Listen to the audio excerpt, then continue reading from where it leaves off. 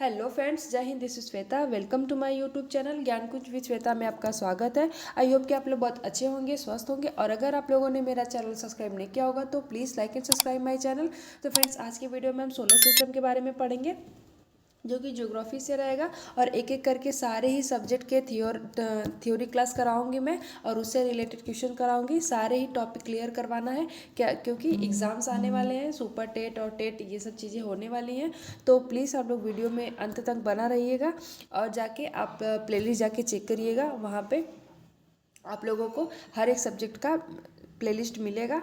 तो चलिए स्टार्ट करते हैं आज का क्लास। तो सोलर सिस्टम रहेगा। सोलर सिस्टम क्या है, कैसे जो सौरमंडल का विकास हुआ है, कैसे निर्माण हुआ है, सारी चीज़ें इसमें रहेंगी। तो देखिए, सौर मंडल के बारे में हम लोग इसको थोड़ा बड़ा कर लेते हैं, जिससे आप लोगों को अच्छे से दिख सके। तो क्या है सौर मंडल? सोलर सिस्टम कहा जाता है इसको इंग्लिश में। तो सौर मंडल सूर्य और उसके चारों ओर घूमने वाला खगोलीय पिंडों का समूह है। ठीक है, जो सौर मंडल है, सोलर सिस्टम है, वो सूर्य और उनके चारों ओर घूमने वाला खगोलीय पिंड है। ठीक है, और इसके आगे क्या है कि इसमें ग्रह, उपग्रह, क्षुद्र ग्रह, धूमकेतु, उल्कापिंड और अन्य अंतरिक्षीय कण शामिल हैं। सूर्य और जो उसके चारों ओर घूमने वाला ये खगोलीय पिंड है और समूह है, समझ लीजिए, पिंडों का समूह। और इसमें ग्रह और उपग्रह, क्षुद्र ग्रह, धूम ग्रह, उल्का पिंड, ये सब चीज़ें अंतरिक्ष में ये शामिल है, और ये कण भी इसमें शामिल है, ये घूमते हैं। ठीक है, और सौरमंडल की उत्पत्ति लगभग 4.6 अरब वर्ष पूर्व हुई थी। तो क्या है कि आप लोगों को ये क्वेश्चन आया हुआ है कि सौरमंडल की उत्पत्ति कब हुई है। तो 4.6 अरब वर्ष पूर्व हुई है। कभी कभी क्या होता है फ्रेंड, 5 अरब भी लिख देता है, 5 अरब भी। तो ये भी सही है, आप लोगों के ऑप्शन के अकॉर्डिंग ये चीज़ें क्लियर होंगी। तो देखते हैं कि सौरमंडल का विकास कैसे हुआ है। ठीक है, आप लोग ये जान गए हैं कि उनके चारों ओर सूर्य और उसके चारों ओर पृथ्वी, चारों ओर घूमने वाली खगोलीय पिंडों का एक समूह है, और इसमें ग्रह, उपग्रह, क्षुद्र ग्रह, धूमकेतु, उल्कापिंड, अन्य अंतरिक्षीय कण इसमें शामिल हैं। ठीक है, और इसकी जो उत्पत्ति का लगभग 4.6 अरब वर्ष पूर्व हुई थी। और इसका निर्माण कैसे हुआ है, आइए देखते हैं। देखिए, सौरमंडल का निर्माण नेबुला सिद्धांत के अनुसार हुआ है। ठीक है, नेबुला एक सिद्धांत है, उसके अनुसार इसका निर्माण हुआ है। इसके अनुसार सौरमंडल की उत्पत्ति एक विशाल गैसीय और धूलीय बादल से हुई है। देखिए, जो नेबुला का सिद्धांत है, इसके अनुसार क्या हुआ है, जो सौरमंडल की उत्पत्ति है, ये एक गैसीय और धूलीय बादल से हुई है, जो गुरुत्वाकर्षण बल के कारण सघन होकर सूर्य और अन्य खगोलीय पिंडों में बदल गया है। देखिए, ये गुरुत्वाकर्षण बल के कारण ये बहुत ज़्यादा सघन हो गया, और उसे सूर्य और अन्य खगोलीय पिंडों में ये बदल गया है। ठीक है, आई होप कि आप लोगों को समझ में आ रहा होगा फ्रेंड। और जहाँ भी कोई भी डाउट हो तो प्लीज़ आप लोग कमेंट बॉक्स में कमेंट कर सकते हैं। और ये जो क्लास रहेगा, देखिए, आप लोगों का जो सारे ही मैं क्लियर करवाऊंगी हर सब्जेक्ट से। तो आप लोगों के सारे ही जो गवर्नमेंट एग्जाम्स होते हैं उसमें ये सब चीज़ें पूछी जाती हैं। तो प्लीज़ आप लोग इस चैनल पे देखिएगा, आप लोगों को सारी चीज़ें मिलती जाएंगी, तो बने रहिएगा। तो देखिए, क्या है कि सौरमंडल की संरचना, इसकी संरचना कैसे हुई, structure of the solar system. तो क्या है कि सूर्य सौरमंडल का केंद्र है, और यह मुख्यतः हाइड्रोजन और हीलियम गैस से बना हुआ है, एक विशालकाय तारा है। देखिए, जो सूर्य है, जो सौरमंडल का एक केंद्र है, मैं आपको पीछे बताया हूँ कि सौरमंडल कैसे था। तो उसमें क्या है कि जो सूर्य है वो सौरमंडल का एक केंद्र है, और यह मुख्यतः हाइड्रोजन और हीलियम गैस से बना हुआ है। देखिए, ये क्वेश्चन पूछा गया है पिछले। मैं आप लोगों को जो भी हाईलाइटेड जो क्वेश्चन है जो आया हुआ है, मैं आप लोगों को बता देती हूँ, आप लोग नोट करते रहिए। और जो भी ये क्लास मैं करवा रही हूँ फ्रेंड, आप लोग इसका एक जो आप नोट्स बनाइए, जिससे आप लोगों का खुद का नोट्स रहेगा, वो सबसे बेस्ट होता है लिखा हुआ, और आप लोगों को याद भी होगा। ठीक है, तो ये एक एक करके टॉपिक क्लियर होते जाएगा, तो आप लोग एक एक करके नोट भी बनाते जाइए इसका। ठीक है, क्या है कि हाइड्रोजन और हीलियम गैस से बना हुआ है, ये एक विशालकाय तारा है। यह ऊर्जा उत्पन्न करने के लिए नाभिकीय संलयन प्रक्रिया का उपयोग कराता है। ठीक है, ये नाभिकीय संलयन होता है इसमें, यह जो नाभिकीय संलयन का प्रक्रिया का उपयोग कराता है। और देखिए, इसका जो व्यास है लगभग, देखिए, 13 लाख 92,700 किलोमीटर है। ठीक है, व्यास पूछा जाता है क्वेश्चन में, ये आप लोग नोट कर लीजिए, इम्पॉर्टेंट पॉइंट है। जो इम्पॉर्टेंट पॉइंट है मैं आप लोगों को बताती जाऊंगी।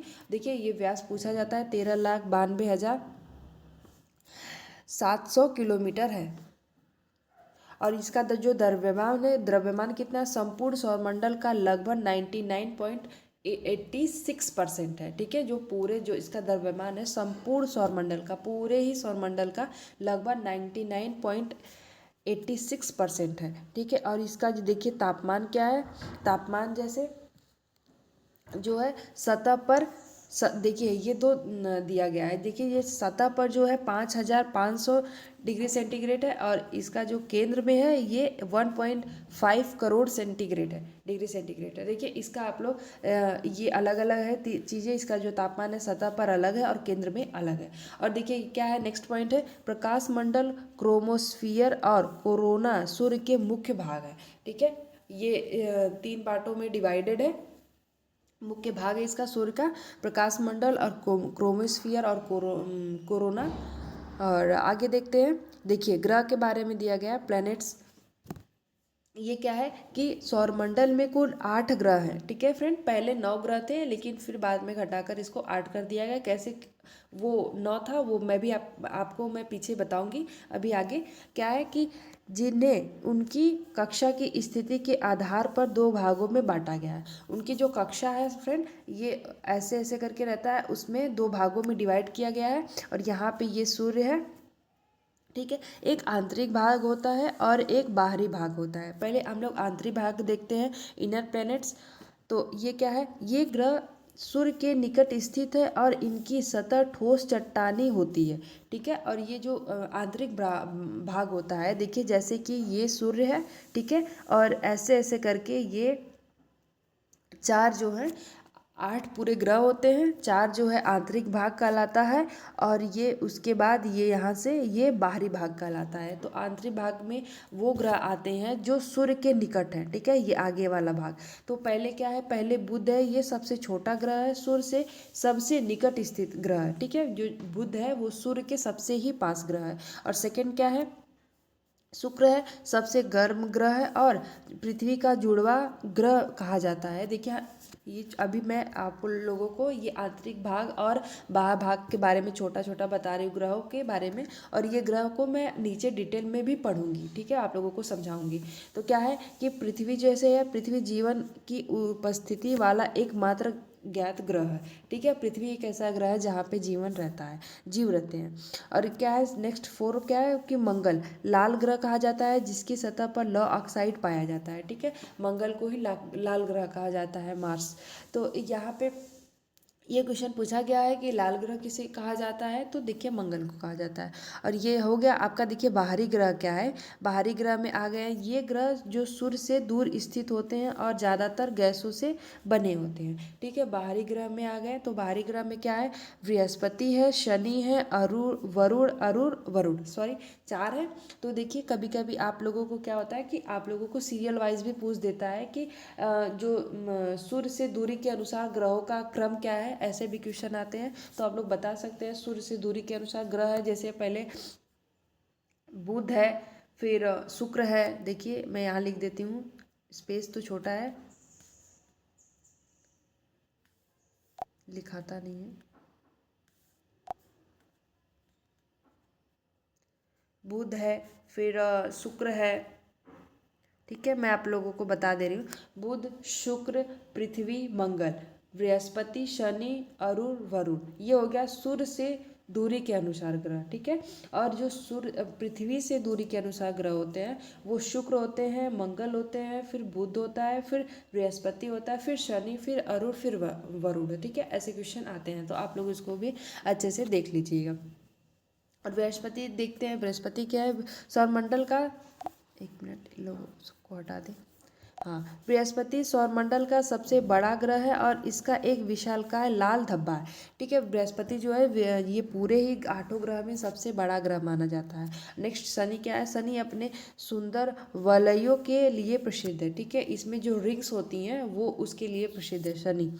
और अरुण यह अपनी धुरी पर लेटा हुआ परिक्रमा करता है, ठीक है। ये अपनी धुरी पे लेटा हुआ है और परिक्रमा करता है। और वरुण है सबसे ठंडा और तेज हवाओं वाला ग्रह है। तो देखिए 4 हो गए आंतरिक ग्रह आपके और 4 हो गए बाह्य ग्रह। 4 आंतरिक ग्रह में आ गए बुध, शुक्र, पृथ्वी और मंगल। और बाह्य ग्रह में आ गए बृहस्पति, शनि, अरुण और वरुण, ठीक है। ये आप लोगों को क्लियर हो गया। आप लोगों को एग्जाम में क्वेश्चन ऐसे भी बनते हैं कि आंतरिक ग्रह कौन होते हैं, ऐसे आप लोगों को ऑप्शन दे देगा, आप लोगों को बताना पड़ेगा। और सीरियल वाइज पूछा जाएगा कि सूर्य से दूरी के अनुसार ग्रह बताइए, ठीक है। ऐसे भी पूछा जाएगा कि पृथ्वी से दूरी के अनुसार ग्रह बताइए। और एक बात और है कि आकार के अनुसार भी ग्रह आप लोगों को पूछा जाएगा। तो आकार के अनुसार सबसे बड़ा ग्रह बृहस्पति होता है, फिर शनि होता है, फिर अरुण होता है, फिर वरुण, फिर पृथ्वी, फिर शुक्र, फिर मंगल, फिर बुध, ठीक है। ऐसे भी होते हैं। तो आगे देखते हैं हम लोग इसके जो सौरमंडल के ग्रहों का जो विस्तृत विवरण है उस पे देखते हैं, ठीक है। हम लोग सौरमंडल का विस्तृत विवरण देखते हैं। हाँ देखिए, मैं आप लोगों को बोली थी कि हर ग्रहों के डिटेल में भी मैं आप लोगों को पूरी उसके बारे में बताऊंगी, समझाऊंगी। तो देखिए फर्स्ट जो ग्रह है जो बुध होता है। तो बुध क्या है इसके बारे में हम लोग पढ़ते हैं। इसको इंग्लिश में मरकरी बोलते हैं।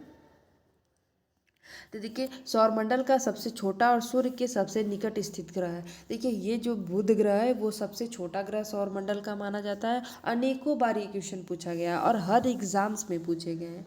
और सूर्य के सबसे निकट स्थित ग्रह है, ठीक है। और इसमें वायुमंडल लगभग नहीं के बराबर होती है।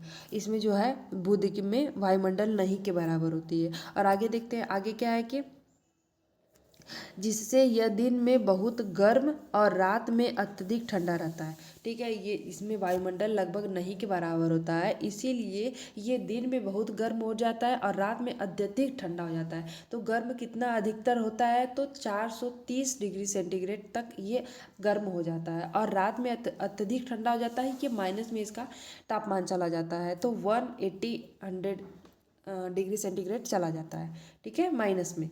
और आगे क्या है कि इस ग्रह की सतह पर अनेक क्रेटर गड्ढे पाए जाते हैं जो उल्का पिंडों के टकराने से बने होते हैं। देखिए इस ग्रह पे जो अनेक क्रेटर गड्ढे पाए जाते हैं, आप लोग देखे होंगे। और जो लोग नहीं देखा होगा वो आप लोग एक्सपीरियंस करिएगा। जब चांद दिखता है तो उसमें दाग हल्के हल्के होते हैं। तो वो दाग होते नहीं है, वो क्रिएटर होता है। वो जो उल्का पिंड गिरे होते हैं उन पे, उन्हीं से वो गड्ढे बन जाते हैं। तो वहाँ पे वो जो सूर्य की जो रोशनी है वो जा नहीं पाती है, तो इसके लिए वो ब्लैक ब्लैक दिखता है। तो हम लोगों को पृथ्वी से देखने में लगता है कि चांद पे दाग है, एक्चुअली वो दाग होता नहीं है, वो गड्ढे होते हैं, ठीक है।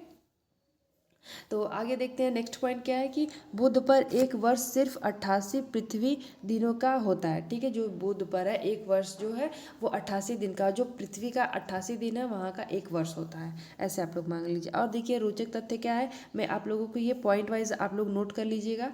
और देखिए अगर आप लोगों को नोट्स नहीं बनाने हैं, लेकिन अगर बनाएंगे तो आप लोगों के लिए सबसे बेस्ट होगा। और नहीं बनाना है तो देखिए ये जो पीडीएफ है मैं आप लोगों को दे दूंगी, आप लोग इसको देख के भी नोट्स पहले तो पढ़ लीजिए, क्लास कर लीजिए, फिर उसके बाद ये इस पीडीएफ से आप लोग नोट्स अपना रेडी कर सकते हैं। तो देखिए मैं ये जो पीडीएफ है मैं इस वीडियो के डिस्क्रिप्शन बॉक्स में टेलीग्राम चैनल का लिंक दे दूंगी। आप लोग वहाँ से जाके इस पीडीएफ को डाउनलोड कर सकते हैं, ठीक है, आसानी से मिल जाएगा आप लोगों को।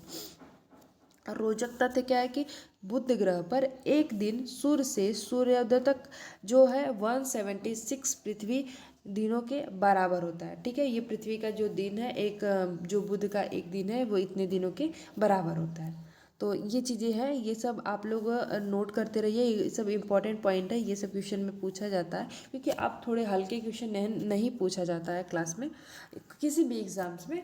तो क्या होता है कि आप लोगों को ऐसे जो है मैं नोट करवा दे रही हूँ, और मैं इसमें लिखी भी हूँ कि ताकि आप लोगों का कोई भी क्वेश्चंस सौरमंडल से रिलेटेड ना छूटे, ठीक है। आगे देखते हैं, बुध तो कंप्लीट हो गया। अब नेक्स्ट देखते हैं शुक्र, विनस। ये क्या है कि सौरमंडल का सबसे गर्म ग्रह, सतही तापमान जो है 475 डिग्री सेंटीग्रेड तक है, ठीक है। जो सतही इसका तापमान है 475 डिग्री सेंटीग्रेड तक है, ये सौरमंडल का सबसे गर्म ग्रह है।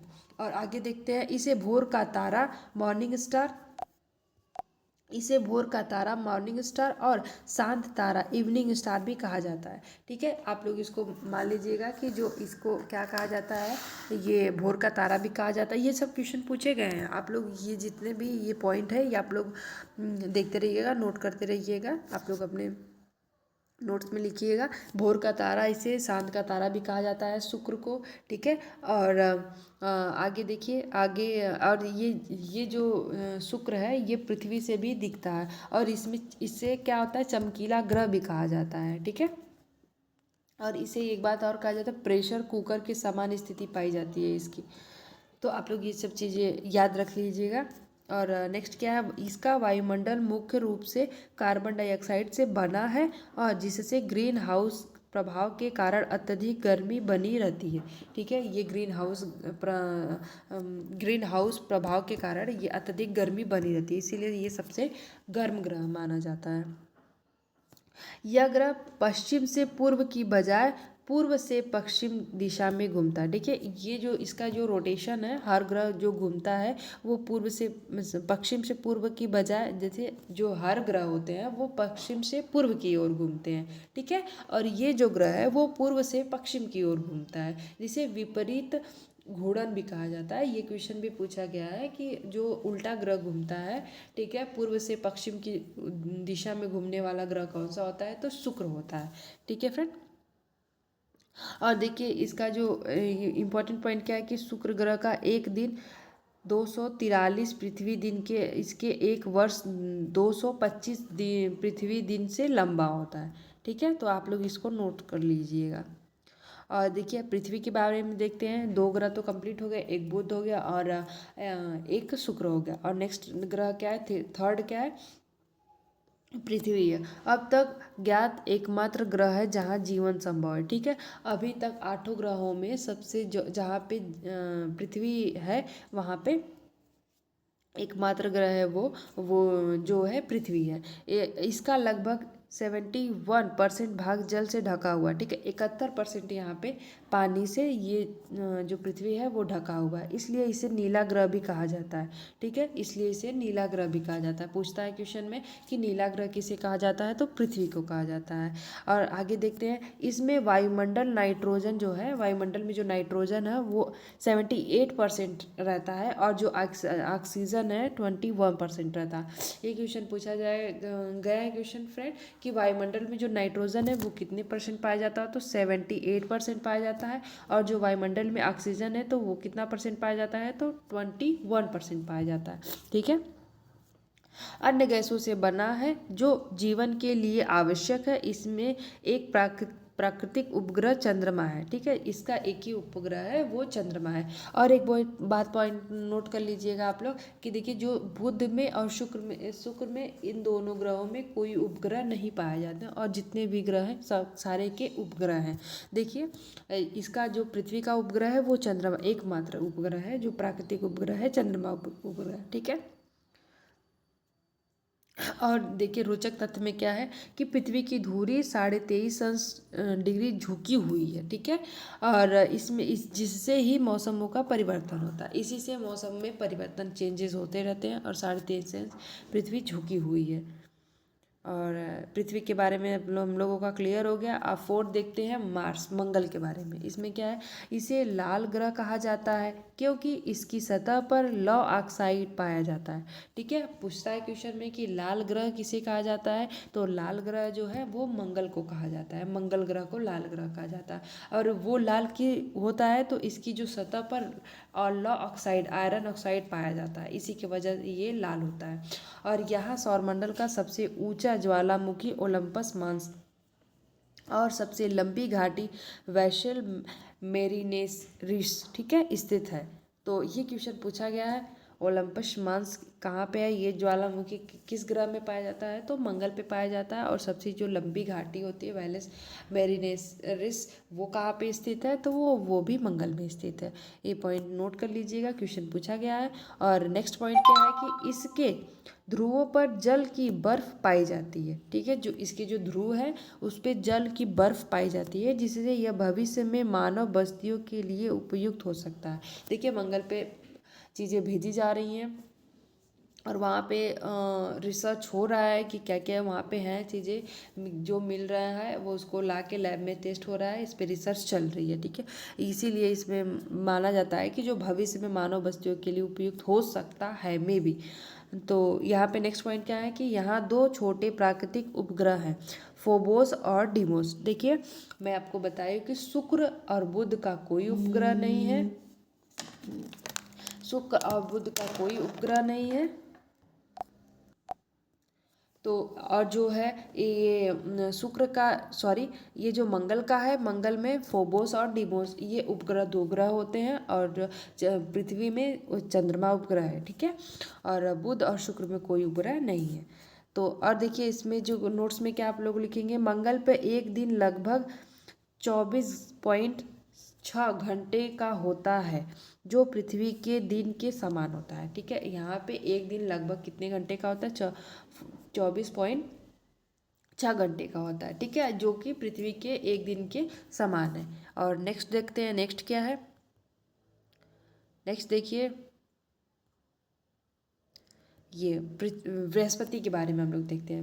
नेक्स्ट बृहस्पति क्या है कि देखिए इसके बारे में, सौरमंडल का सबसे बड़ा ग्रह है। देखिए सबसे छोटा जो ग्रह है वो बुध होता है, और सौरमंडल का सबसे बड़ा जो ग्रह है वो बृहस्पति होता है, ठीक है।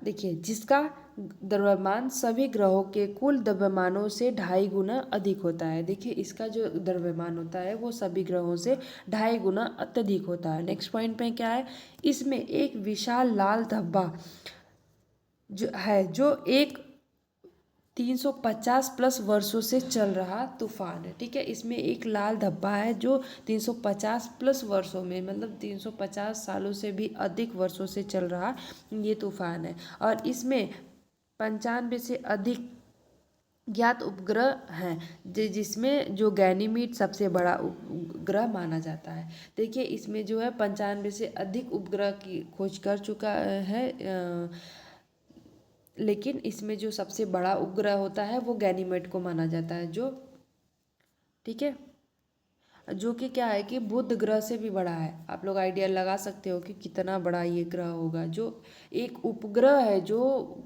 ग्रह से भी बड़ा है।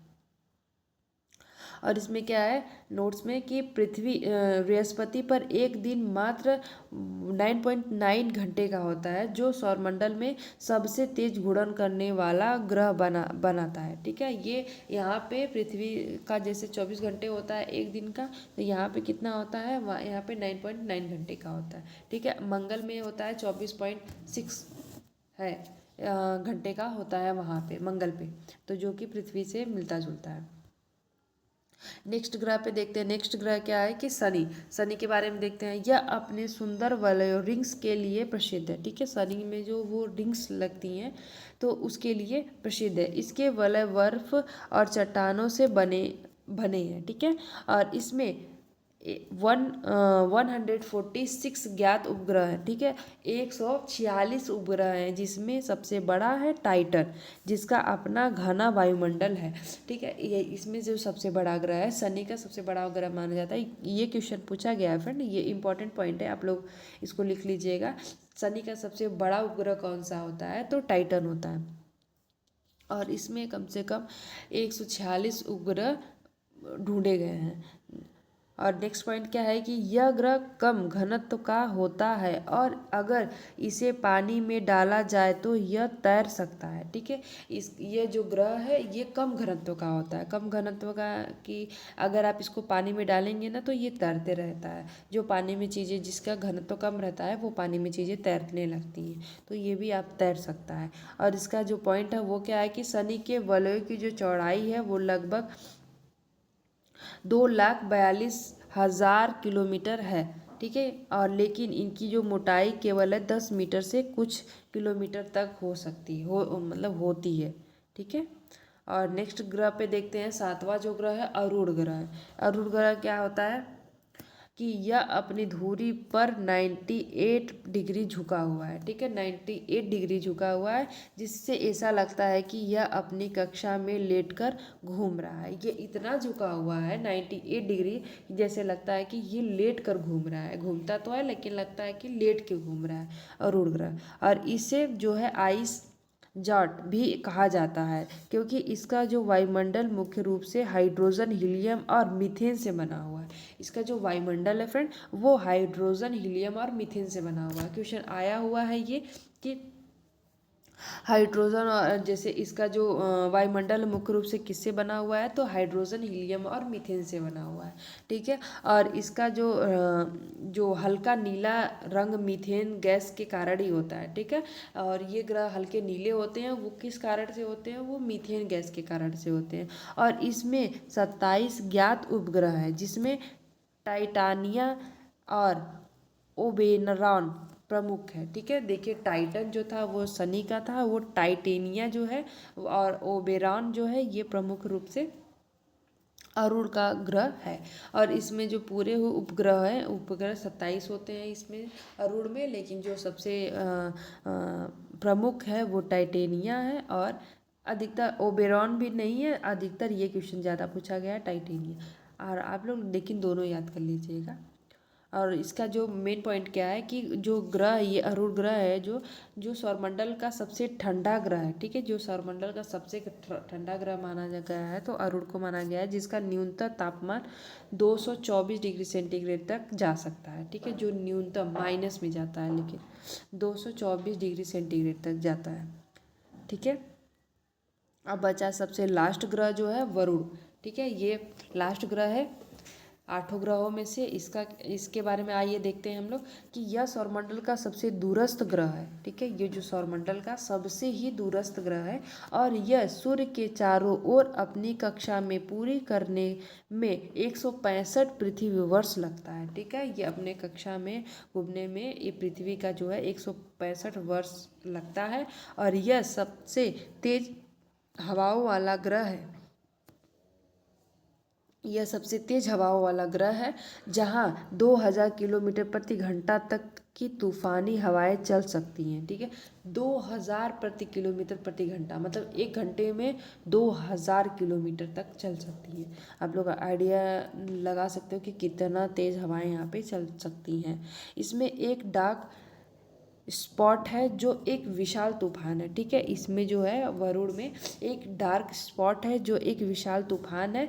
इसकी 14 ज्ञात उपग्रह हैं। इसमें जो उपग्रह है वो 14 अभी तक खोजी गई हैं, जिसमें सबसे प्रमुख है ट्राइटन है, जो विपरीत दिशा में घूमता है। ठीक है, ये भी एक विपरीत दिशा में घूमता है पूरा टाइटन। देखिए, अब टाइटन, टाइटेनिया और ट्राइटन में मतलब कंफ्यूज मत होइएगा आप लोग, इसको थोड़ा सा आप लोग डिटेल में देखिएगा। ठीक है, और इसका जो क्या है कि हीरे की बारिश होने की संभावना वैज्ञानिकों द्वारा जताई गई है वरुण पर। और हम लोग इसके बारे में देखिए और देखते हैं। ये 8 ग्रहों के तो बारे में जान गए हम। अब मैं आप लोगों को पीछे अभी बताई हूँ कि पहले 9 थे, फिर बाद में घटाकर 8 कर दिया गया। किसको निकाला गया है, ये प्लूटो को निकाला गया है। ठीक है, यम ग्रह है उसको निकाला गया था, इसको बौना ग्रह कहा जाता है। तो 2006 में अंतर्राष्ट्रीय खगोलीय संघ IAU ने प्लूटो को ग्रहों की श्रेणी से हटा दिया था। ठीक है, ये क्वेश्चन पूछा गया है कि प्लूटो को ग्रहों की श्रेणी से कब हटाया गया था और किसके द्वारा हटाया गया था। तो देखिए फ्रेंड, अंतर्राष्ट्रीय खगोलीय संघ IAU के ने इसे मतलब 2006 में ग्रहों की श्रेणी से हटा दिया था और इसे बौना ग्रह घोषित कर दिया था। ठीक है, मुख्य बौने ग्रह प्लूटो, एरियस, हाउसमिया, मैके, माके और सेरस है। और देखिए उपग्रह क्या होता है, अब इसके बारे में हम लोग देखते हैं। जो उपग्रह चीज़ें मैं अभी आप लोगों को बताई हूँ, उल्का पिंड और ये सब चीज़ें, उल्का क्या होती है, तो उसके बारे में हम लोग नीचे पढ़ेंगे।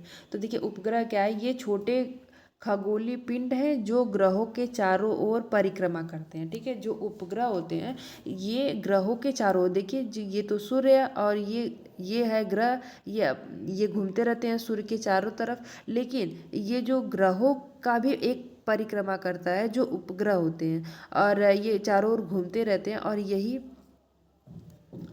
चारों ओर घूमते रहते हैं, ठीक है, परिक्रमा करते हैं। पृथ्वी और देखिए पृथ्वी का जो उपग्रह है वो चंद्रमा है, मैं आपको पहले भी बताई। और देखिए बृहस्पति के जो गैनीमीड है और शनि के जो है टाइटन है, ये सबसे बड़े उपग्रह माने जाते हैं। और क्या है, देखिए क्षुद्र ग्रह क्या होता है, ये छोटे चट्टानी पिंड होते हैं। जो क्षुद्र ग्रह होते हैं ये छोटे चट्टानी पिंड होते हैं जो मुख्य रूप से मंगल और बृहस्पति के बीच स्थित क्षुद्र ग्रह घेरे में पाए जाते हैं। देखिए जो आंतरिक ग्रह है, ये 4 आंतरिक ग्रह थे और ये सूर्य था, और देखिए ये जो 4 है ये बाहरी बाह्य ग्रह थे, और ये जो बीच का है यहाँ पे क्षुद्र ग्रह है, ये पिंड जो मंगल और बृहस्पति के बीच यही स्थित होते हैं, पाए जाते हैं यहाँ पे। ये सीरीज और वेस्टा कहा जाता आदि होते हैं, और यही चीज़ें यहाँ से ही उल्का पिंड गिरते हैं जो वह अब मंगल पे गिरते रहते हैं, इसीलिए वहाँ पे जाते क्रिएटर गड्ढे हो गए हैं। और यही ये मंगल है, ये पास में पड़ता है, इसी पे ज़्यादा गिरते हैं।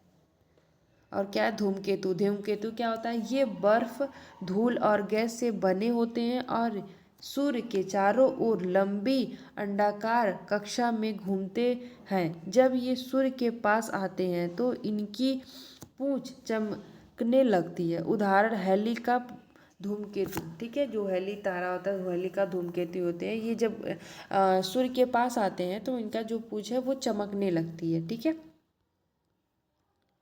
और क्या है, देखिए नेक्स्ट पॉइंट में देखते हैं उल्का पिंड। देखिए उल्का पिंड, उल्का और उल्कापात क्या होता है इसके बारे में हम लोग समझते हैं। तो देखिए उल्का पिंड जो होते हैं वो छोटे खगोलीय चट्टानी टुकड़े मतलब होते हैं जो अंतरिक्ष में घूमते रहते हैं। और यही जैसे मैं आप लोगों को बताई, जो क्षुद्र ग्रह होते हैं यहीं पे उल्का पिंड जो छोटे छोटे होते हैं ये घूमते रहते हैं अंतरिक्ष में। और जब जब ये पृथ्वी, देखिए और उल्का क्या होते हैं, जब ये पृथ्वी के वायुमंडल में प्रवेश करते हैं तो जलने लगते हैं और चमकते हुए गिरते हैं, जिन्हें टूटता तारा कहा जाता है, ठीक है। और यही जब जो वायुमंडल में प्रवेश करते हैं तो क्या होते हैं, वो जलने लगते हैं, जिससे वो चमकने लगते हैं। तो आप लोग भी देखे होंगे जो बोलते हैं ना कि टूटता तारा देखते हैं विश मांगते हैं पूरी होती है, वो टूटता तारा नहीं होता है, वो उल्का पिंड होते हैं जो पृथ्वी में वायुमंडल में प्रवेश करते हैं तो वो चमकते हैं। और देखिए नेक्स्ट क्या है, सॉरी नीचे आ गया बहुत।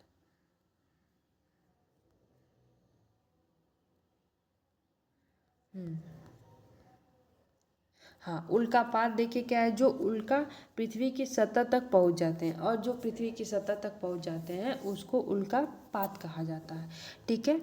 तो ये देखिए, और इसमें देखिए हम लोग थोड़ी सी जानकारी देखते हैं, पॉइंट जो इम्पोर्टेंट प्रमुख पॉइंट है मैं उसको यहाँ पे नोट करवाई हूँ कि आप लोगों को मैं बता सकूँ। देखिए सौरमंडल से जुड़ी रोचक जानकारियाँ क्या है, कि पहला पॉइंट है बृहस्पति का चंद्रमा गैनीमीड सौरमंडल का सबसे बड़ा उपग्रह। ये जितने भी मैं पॉइंट आप लोगों को बताऊंगी ये मोस्ट इंपॉर्टेंट पॉइंट है जो क्वेश्चन पूछे गए हैं, बस वही।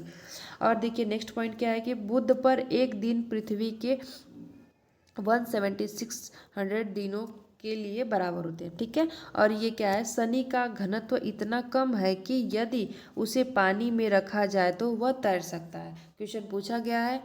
और नेक्स्ट पॉइंट क्या है, कि अरुण ग्रह को साइडवेज प्लैनेट भी कहा जाता है क्योंकि यह अपनी धुरी पर 98 डिग्री झुका हुआ है, ठीक है। साइडवेज प्लैनेट भी इसे कहा जाता है, क्यों कहा जाता है, क्योंकि यह 98 डिग्री झुका हुआ है अपने ही धुरी पर। और देखिए ये जो सौरमंडल की खोज और अध्ययन, इसके बारे में हम लोग देखते हैं कि कैसे कैसे चीज़ें ढूंढी गई हैं। जैसे पृथ्वी, मंगल को लाल ग्रह कहा जाता है तो क्यों कहा जाता है, और ये सब चीज़ें।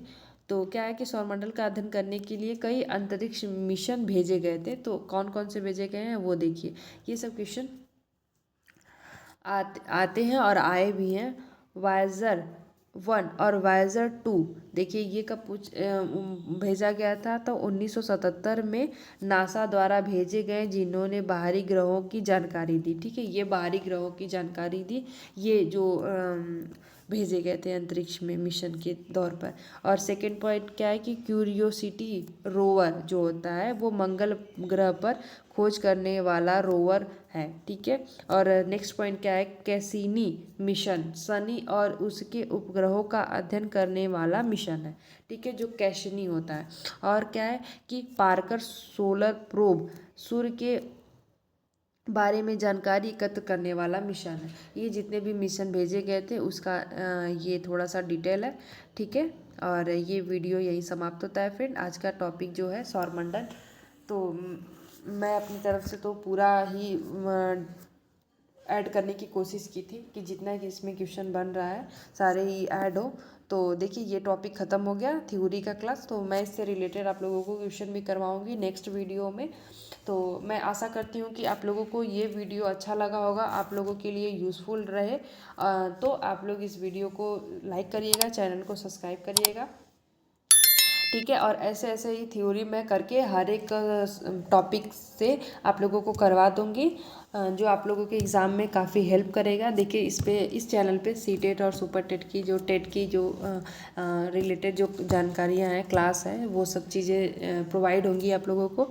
तो आप लोग इस वीडियो को लाइक करिएगा, चैनल को सब्सक्राइब करिएगा फ्रेंड, और स्टडी करते रहिए, अपना ध्यान रखिए, take care, thank you so much.